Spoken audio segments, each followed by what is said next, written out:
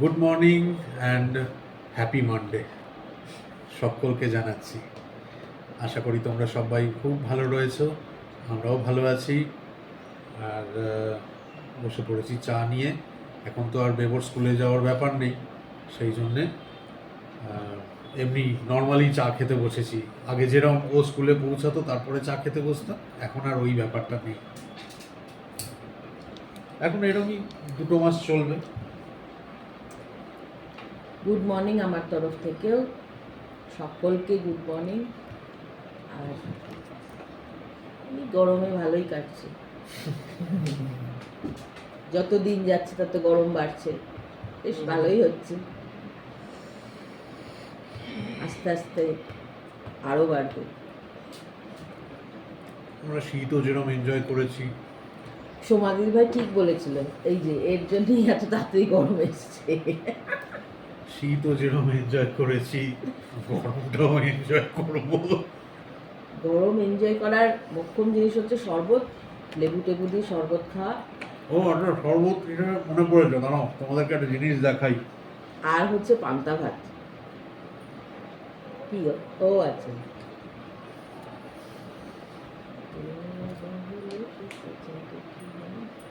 আচ্ছা ততক্ষণ আমি বলি।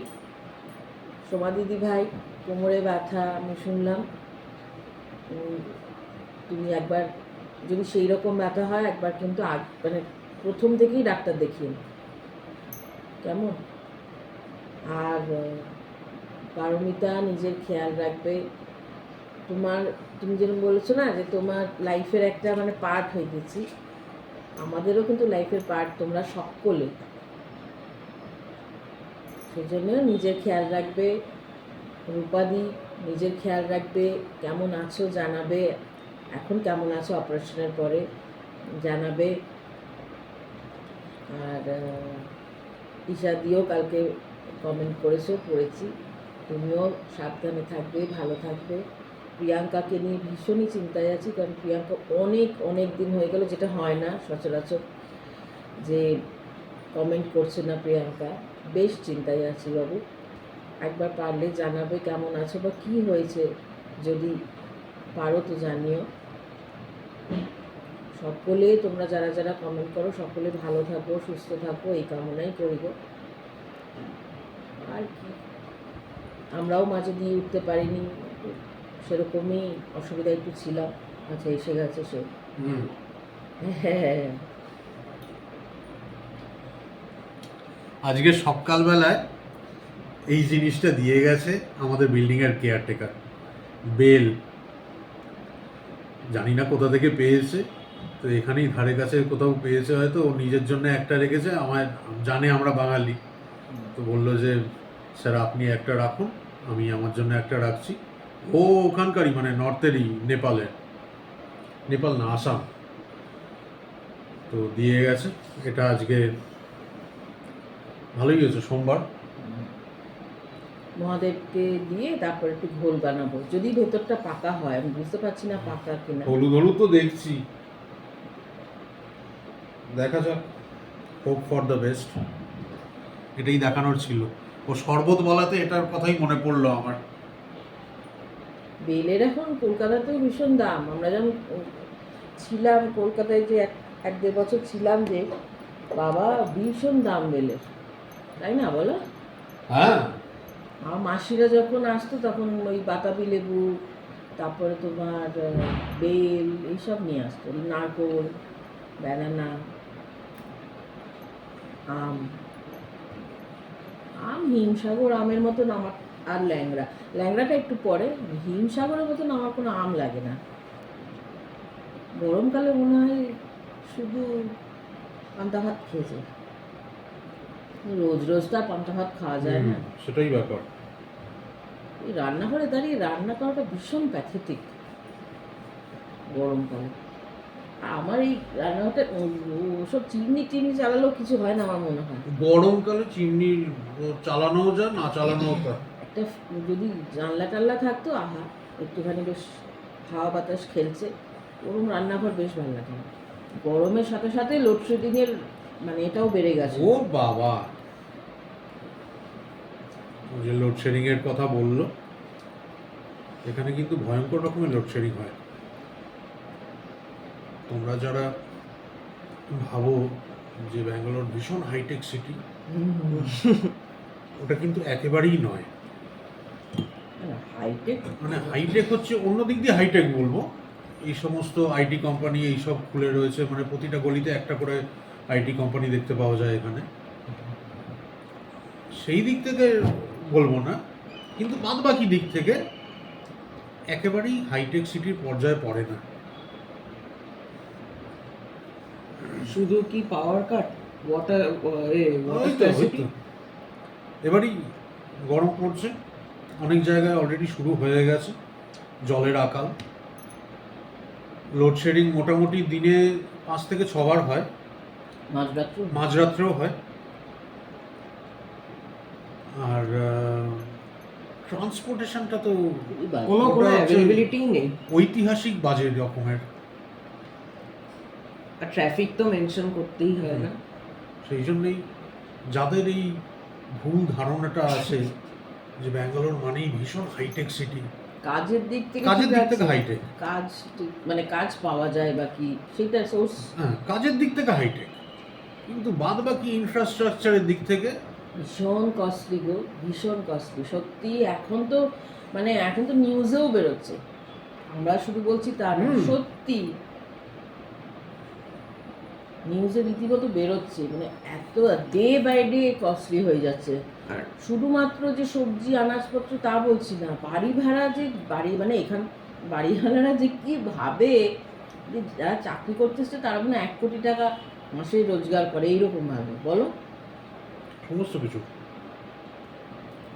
বাড়ি ভাড়া, কস্ট অফ লিভিং, মেনটেনেন্স, পড়াশোনা, চিকিৎসা,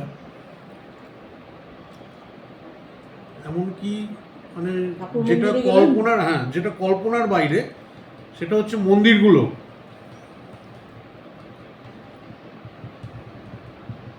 পয়সা, পয়সাটা মানে 20-30 টাকা এরকম কিছু না, ওর কোনো 20-30 টাকার কোনো কথা নেই। আমি আর বাবা যখনই ঈশা ফাউন্ডেশনে গেলাম না মা, সেই ঈশা ফাউন্ডেশনে একটা মন্দির ছিল, রাঙ্গাস্থানম ওরকম বলে একটা মন্দির, আমার পুরো নামটা মনে পড়ছে না। এটা মানে এটা হচ্ছে সেকেন্ড লাস্ট মন্দিরটা ছিল, মানে যেটা ঠিক ঈশার আগেই এসেছিল। ওইখানে মন্দিরে মানে স্লিপিং বিষ্ণুর মূর্তি ছিল এখানে। যাই হোক, পুজো দিয়ে বেরিয়েছি, এবার ওইখানে একজনকে দেখলাম প্রসাদ দিচ্ছে, মানে একটা করে লাড্ডু একটা বক্সে। তো মানে ওই মানে লাড্ডুটা এমনি যে এনাও প্রসাদ নাও আজকে পুজো হচ্ছে ওরকম না, আমরা দূর থেকে তাই ভেবেছিলাম যে এমনি হয়তো প্রসাদ বিতরণ করছে মন্দিরের তরফ থেকে। আমরা যেমন কালকেই গেলাম মন্দিরে, আমাদেরকে কিন্তু কালকে এমনি প্রসাদ দিয়েছিল, যেটা মানুষ ন্যাচারালি ভাববে, ওইটা না। তোমাকে 50 রুপিস ইচ লাড্ডু দিতে হবে, তবে গিয়ে তোমাকে একটা করে লাড্ডু দেবে, না তো কেউ দেবে না। আমরা আমরা আমরা মানে যদি গিয়ে ওইখান থেকে লাড্ডু নিতে যাই, আমাদেরকে আগে দামটা দিতে হবে, তবে গিয়ে ওরা লাড্ডুটা দেবে। আলপিন টু এলিফ্যান্ট সমস্ত কিছুই কস্টলি এখানে, সেটাই হচ্ছে মানে মরাল অফ দ্য স্টোরি। মাঝে মাঝে মনে হয় গো চলে যাই, কিন্তু ওই যে কাজের জায়গা, রোজগার নেই। ওই আগেও বহু ব্লগে বলেছি, ওই একটাই কারণ। দেখো দেবো এখানে থেকে পড়াশোনা করুক বা বাইরে হস্টেলে থেকে পড়াশোনা করুক সেটা আলাদা, কিন্তু রোজগারের পথটাই যদি না থাকে কি করবো বলো তো। এখানে মানে ব্যাঙ্গালোরে তোমার একটা নর্মাল মানে স্ট্যান্ডার্ড লাইফ যদি তুমি লিড করতে চাও, আমি জানি না মাসে কত লাখ টাকা রোজগার করতে হবে। যতই করো কি কম পড়বে, সেটাও কম। যে আমার স্টুডেন্টটা কথা বলতে এসেছিলো, মানে মিষ্টি নিয়ে এসেছিলো, ওর বাবা মা এসেছিলো, তো ওরা তখন বলছে যে ম্যাম ওকে একটুখানি বোঝান যে ও ভীষণ মানে ক্যারিড অ্যাওয়ে বলে না, ওরম হয়ে যায়। আমি বললাম কেন? বলছে ওর বাবার একটা সিম্পল নর্মাল তোমার ওই ওয়াগনার নাকি এরম গাড়ি, কার বাবা নাকি বলেছে সে মার্সিডিজ কিনেছে। মার্সিডিজের এখন বেরিয়েছে না এসইউভি, এইটা আমার বাবার কেন নেই সেই নিয়ে, এই জন্য আমরা কি তাহলে গরিব যে আমার বাবা কিনতে পারে না? আমি শুনছি আর আমি অবাক হয়ে যাচ্ছি যে এগুলো কি বলছে। আমরা এত করে ওকে বোঝাচ্ছি যে আমি তখন বললাম যে আমি তখন বাচ্চা মেয়েটাকে বললাম যে তুমি কি ওই ওদের ফ্যামিলির মেম্বার হও? বলছে না। আলাম তোমার কি ওখানে কোনো রিলেটিভ আছে? বলছে না। আলাম তোমার বাবা মা যেভাবে তোমাকে বড় করছে, তোমার বাবার যেটা রয়েছে তুমি সেটা নিয়ে প্রাউড ফিল করবে। কার বাবা কি কিনেছে, কারা বিদেশে ঘুরতে যাচ্ছে, কারা সবসময় বাইরে ঘুরে বেড়াচ্ছে, এই জিনিসগুলো মাথায় এনো না। এগুলো মাথায়, এগুলো মানে বেকার জিনিস যেগুলো মাথায় ঘর করলে খুব মুশকিল হবে। ওর মা বলছে যে আমরা কিছুতেই বোঝাতে পারছি না ম্যাম। ও খালি বলছে যে আমি মুখ দেখাতে পারবো না। ভাবো। এখানকার আমি বলছি, এখানকার বাচ্চাদেরকেও আমি দোষ দেব না এর জন্যে। এখানকার কালচারটাই এমন, মানে উপরি সুন্দর জিনিসটাই শুধু লোকে দেখে, ভেতরে যে কুৎসিত থাকতে পারে জায়গাটা সেটা কেউ দেখে না। ওপরটা সুন্দর একেবারে রান্তায় মোড়ানো জিনিসটা চকচক চকচক করছে দেখতে, ওইটাই ভালো লাগছে দেখতে। ভেতরে যে একটা কুৎসিত ব্যাপার রয়েছে সেটা কেউ দেখে না। আমরা ছোটবেলা পড়েছি না, all that glitter is not gold. এখানে হচ্ছে যেটা গ্লিটার করে সেটাকেই গোল্ড ভেবে তার পেছনে ছোট।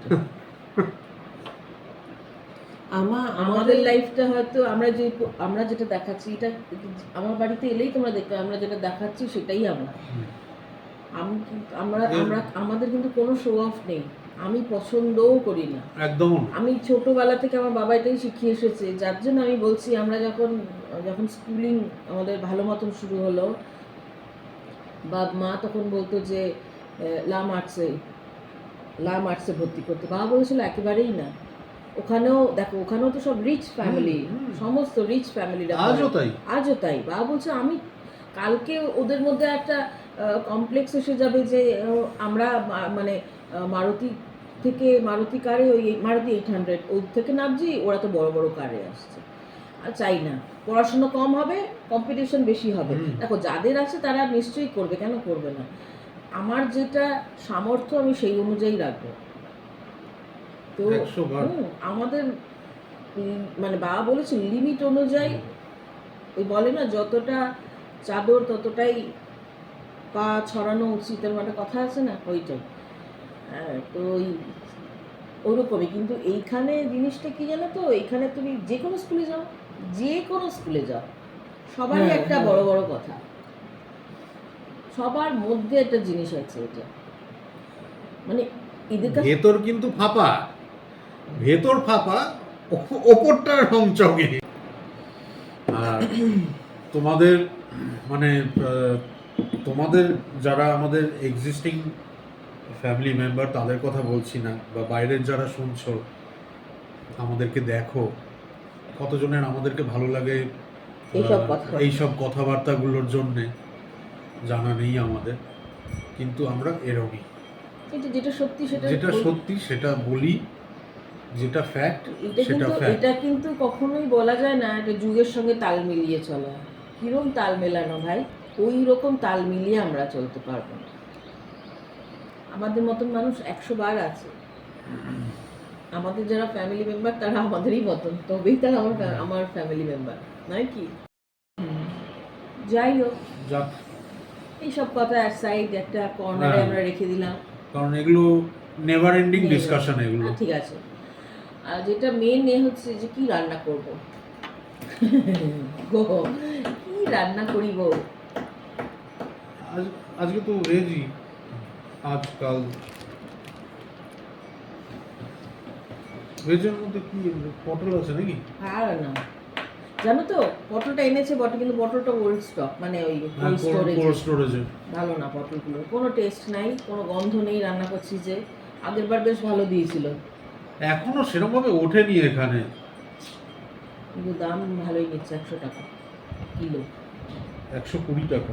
120 টাকা। আমি অনলাইনে 100 টাকা দিয়েছিলাম, আমি আনিনি, 120 টাকা দিয়ে এনেছে। আর ওই লোকটা পেলে একে ইয়াজমান বলে সব গচিয়ে দেয়। দেখি কি রান্না করি, অনেকটা ভাতও আছে, কালকে সেরকম তো খাওয়া হয়নি। পুলিও গেলে প্রচুর পুলিও মিষ্টি গেলে আছে বাড়িতে। ছোট করে, কিন্তু কি জানো তো, একবেলা এরকম রান্না হলো, ওবেলা কি খাবো ওই একটা বিশাল চিন্তা হয়ে যায় বলো। ওবেলা ক্লাস টাস করিয়ে ওঠে না, আমি আর আমি বারণ গরমে করি দাঁড়িয়ে পারি যে না। ওই দুবেলা করে রান্না করতে হবে ওইরকম কোনো ব্যাপার রেখো না, এই গরমে তো আরোই না। পড়িয়ে ওঠে না তখন, মানে খুব টায়ার্ড হয়ে পড়ি এখন। বয়সটাও তো বাড়ছে বলো। ধর মনে হয় একটু বসে তারপরে একটু টিভি দেখি, তারপরে খেয়ে নেবো, তাই না? দেখা যাক সেরকম মাথা থেকে বের করে একটা রান্না করতে হবে। একটা বিশাল চিন্তা বলো, যারা রান্না করি আমরা সবার চিন্তা, রোজ কি হবে, রোজ কি রান্না করব বলো, এটা হয় না? এই জন্যই আমি এই চিন্তাটা অ্যাভয়েড করতে চাই, কি করে? মানে রান্নাঘরে না গিয়ে। কারণ এটা চিন্তা করতে করতেই আমার মোটামুটি একদিন লাগবে। তাহলে বোঝো, তাহলে আমাদের মেয়েদের কত জ্বালা বোঝো। না সত্যি এটা 100 বার। দেখি কি রান্না করি, দেখাবো। করতে তো হবেই। নাহলে আমাদের কি হবে? হ্যাঁ, কি দুঃখী হয়ে বলছে দেখো। আমার আর বেবোর কাছে অন্নপূর্ণা তুমি। থাক বাটারিং কথাবার্তা যত রাখছে। না না, বাটারিং কি, এটা ফ্যাক্ট। কালকে একটা লেবু এনেছি, দেখাও, বলে গন্ধরাজ, না গো কাগজি লেবু। কাগজি লেবু, আমাদের মা বাড়িতে গাছ ভর্তি কাগজি লেবু। এরকম করলে বোঝা যায়। হ্যাঁ, আরো তেতো হয়ে যাবে আমার বেশি ফুটলে। আজকে ব্রেকফাস্টে সবারই ছাতু মুড়ি, আর বেবোকে আর ওর বাবাকে ব্যানানা দিয়েছি এর ভিতরে। এটা সৌরভের, বাবাকে দিয়েছো? হ্যাঁ। এইটা আমার, আমি ব্যানানা খাই না, তো একটু ছাতু নেব আর একটুখানি গুড় নেব, নিয়ে খেয়ে নেব। বেবোরটাও দিয়ে দিয়েছি। এই যে সেকেন্ড সামার রিফ্রেশমেন্ট ড্রিঙ্ক, কালকে এই কাগজি লেবু আনা হয়েছিল, তো এটা কি লেবু? কাগজি। এটা খাই না। হ্যাঁ, কাগজি লেবু। কাজি লেবু আবার কি? যেটা খাবে সেটা করিস না, লোকে বলবে যে বানানো কথা বলিস। না না, সত্যি বলছি, দারুণ হয়েছে। গরম লাগছিল তাই ওপরে আমরা ঠান্ডা জল তো রাখি না, ওপরে কটা আইস Ice কিউব cube দিয়ে দিয়েছি 3টে। খাক, সৌরভ যদি খায় বলে ওকেও বানিয়ে দেবো। তুমি না? আস্তে আস্তে খাও। হ্যাঁ খাবো। এই বরফগুলো চিবিয়ে খায় না বেব। সরি। আচ্ছা, ডিসক্লেমারটা আগেই দিয়ে রাখি আমি, যে আজকে যে খাবার খাচ্ছি এটা কিন্তু আমাদের গতকালের ভোগের পারপাসে যে খাবারটা হয়েছিল তৈরি সেটাই। কালকে সারাদিন পুজো আর্চা করে তারপরে সমস্ত খাবারটা আমরা খেয়ে উঠতে পারিনি, সেই জন্যই বললাম যে না, ফ্রিজেই রাখা ছিল, অ্যাজ ইট ইজ রয়েছে। শুধু এটা নতুন, হ্যাঁ, আর একটু পাঁপড় ভেজেছি, ওটা নতুন। ব্যাস, ওই জন্য আজকে আর রান্নার কিছুও তোমাদেরকে দেখানো যায়নি। পোলাওটা হলে তাড়াতাড়ি হয়ে যাবে। আলুটা একটু দিলাম, আলুটা আমি ভালোবাসি পোলাওতে খেতে। একটু আলু, একটু মটরশুঁটি এসব দেবো, আর একটুখানি পেঁয়াজ, একটা পেঁয়াজ রায়তাতে দেবো, ওই ঘি হয়ে যাবে।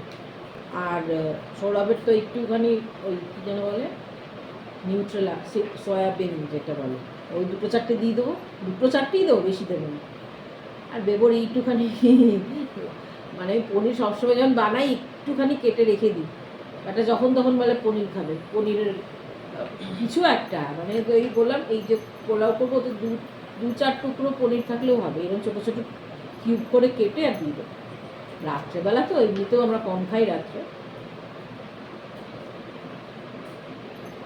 যখন বানাবো এক্ষুনি বানাবো তখন দেখাবো, সেরকম আহামরি কিছুই না। আর আমার বাচ্চাদের এক এক করে সব রেজাল্ট বেরোচ্ছে, সব এই যা ঘুম পেয়ে গেছে গো।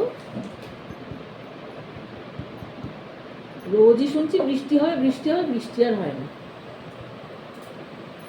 যখন হবে হবে। আমি এখানে কাজ করছি, আমার মেয়ে এখানে ঘুমাচ্ছে। আজ আমার আর একটা স্টুডেন্ট, তার মা এগুলো বাড়িতে বানিয়েছে চকলি। চাকরি, সেই নিয়ে এসেছে।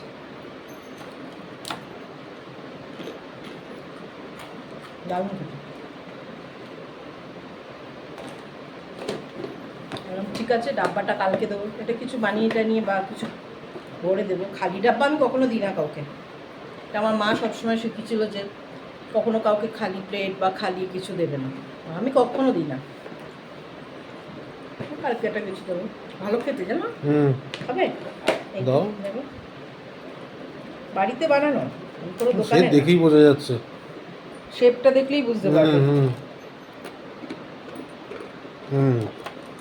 নিয়ে ভালো এসছি আজকে। বেশ মুচমুচে খেতে। বললো ম্যাম, মা বাড়িতে স্ন্যাক্স বানিয়েছে, বাড়িতে বানানো, তাই মা পাঠালো। সুন্দর হয়েছে। গোটা গরম মশলা আর তেজপাতা ফোড়ন দিয়ে অল্প একটুখানি তেলের মধ্যেই কাসুরি মেথি দিয়ে দিয়েছিলাম, একদম অল্প দিয়ে। টমেটো আর এখানে যে পেঁয়াজ কুচিয়েছিলাম না, দুটো ছোট ছোট, তার মধ্যে হাফটা দিচ্ছি, হাফটা রেখে দিয়েছি। পেঁয়াজও খুব কম, আর টমেটোটা দিয়ে দিয়েছি, দিয়ে আর একটু নুন আদা রসুন পেস্ট দিয়ে আলু আর মটরশুঁটিটাকে ভেজে নিচ্ছি। এরপরে একটুখানি পনির আছে, সেটাকে দেবো, আর অল্প একটুখানি নিউট্রালাইজার গরম জলে ভিজিয়ে রেখেছি, সেটা দিয়ে দেবো। আর যেটা দেবো সেটা হচ্ছে দই। আর এমনিতেও রায়তা বানাবো, তার জন্য দইটা একেবারে এখানে।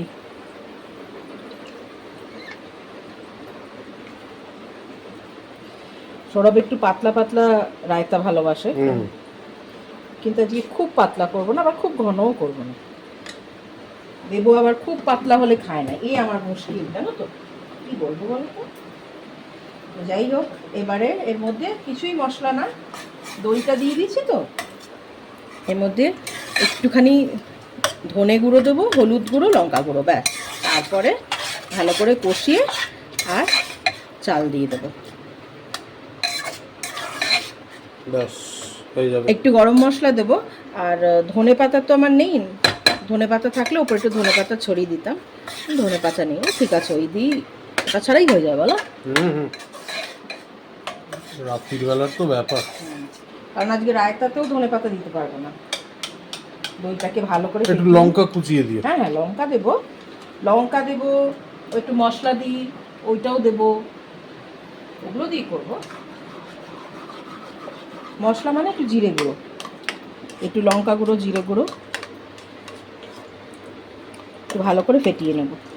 একদিকে চলছে পোলাও, হুইসেলটা ওঠার অপেক্ষায়, আর এদিকে রায়তাও রেডি। রায়তাটা দেখে বেশ দারুণ লাগছে। একটুখানি চাট মশলা দিয়ে দিলে আরো ভালো লাগে। তো এই হুইসেলটা নামলেই খেতে বসে যাব। কাল আবার দেখা হচ্ছে তোমাদের সাথে আরেকটা নতুন ব্লগে। আর যেরকমটা বলে থাকি প্রায়ই, আজকের ব্লগে যদি কিছু ভালো লেগে থাকে তাহলে ব্লগটাকে লাইক ও শেয়ার করতে একদমও ভুলো না। সাথে সাথে অনুরোধ রইল চ্যানেলটাকেও সাবস্ক্রাইব করার জন্য। আমার আর একটা ছোট কথা আছে। বলো। প্রিয়াঙ্কা আজকে কমেন্ট করেছে। আচ্ছা।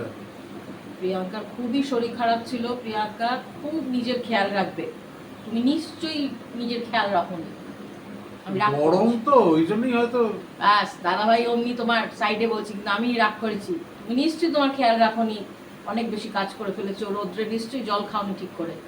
ডাবের জল, ছাঁচ, এখন ছাঁচ ওখানেও পাওয়া যায় আমুলের, ওই টেট্রা প্যাক, আগেও বলেছিলাম। কাছে থাকবে, কলেজে যাওয়ার সময় ডাব ফাব সব নিয়ে যাবে কলেজে। কেন? ছুটির দিনে খাবে, কলেজ থেকে ফেরার পথে খাবে, আর কি যেন গ্লুকন ডি, এগুলো বানিয়ে রাখবে, মানে নিয়ে যাবে বটলে করে, বুঝেছো? এই গরমে নিজেকে যতটা হাইড্রেটেড রাখা যায়, তরমুজ, শসা, মাস্কমেলন, এগুলো একটু বেশি করে খাবে। তুমি দিদি ভাই বলো, সেই অধিকারী কিন্তু বললাম তোমায়, তুমি আবার রাগ করো না, জানো? হ্যাঁ, ভালোবাসি তাই।